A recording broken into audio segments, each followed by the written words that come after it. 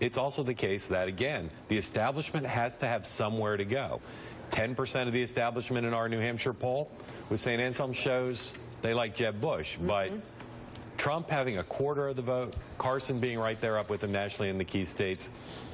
Carson doesn't show strength in the way Trump does. I totally agree with Steve's analysis of Trump, but Carson in his own way is showing strength to his voters, and it's going to be up to one of the other candidates. You know, you got 12 other candidates, 14 other candidates. Are any of them going to find a way to show their brand of strength? But Mark, how are they going to do that? You look at those numbers. You look at Jeb. I personally, if I'm in Jeb's camp, I'm excited about the 10%. Yeah.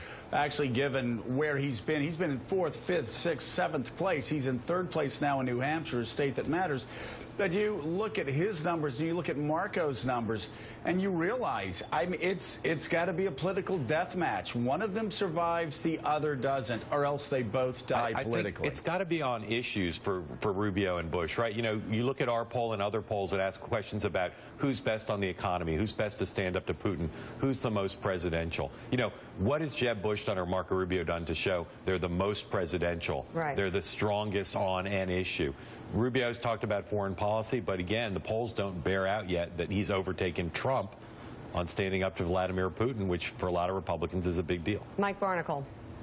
Joe, let me open this up to everyone here at the table and Al in Washington. And Steve is absolutely right, I think, when he says basically it's a marriage of the messenger and the message with Trump. It's huge. You have to really see it play itself out on the ground to realize how powerful the combination is, the messenger and the message. But the question is, the two leading candidates in all of these polls in the Republican Party for President of the United States are Donald Trump and Ben Carson. Does anyone here on this panel believe that either man will be President of the United States? What does that say about right now in this country, and what does it say about the future of the Republican Party?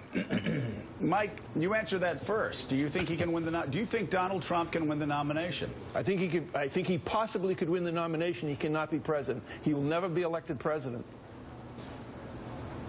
Does Steve Schmidt, a man that ran Arnold Schwarzenegger's campaign, Steve Schmidt, do you believe that Donald Trump can ever be president of the United States? Democrats have enormous structural advantages in a general election. You look at just the states, they've won 6 out of the last 6 elections, 242 electoral votes. 5 out of the last 6 elections, it goes to 282. But you look inside of Hillary Clinton's numbers. The way that one unelectable candidate wins the presidency is by running against another unelectable candidate with regard to the trust and character numbers. And in a two-party system, the way that you win the presidency is by being the nominee of one of the two parties. So if you're down to one of the two finalists, anything can happen. Is he a probable president? No. But can he be the Republican nominee? Do we live in a time where trust has completely collapsed in every institution? Is he a brilliant communicator? Has he shown a mastery of the details of the campaign process and ability to connect, to communicate, but most importantly, the ability to grow? His numbers inside are growing and strengthening over time. And that's why you can't discount the possibility, if he's the nominee, that he could be elected president. Joe, I love the awkward silence that you got. Please take this question around the table. Go.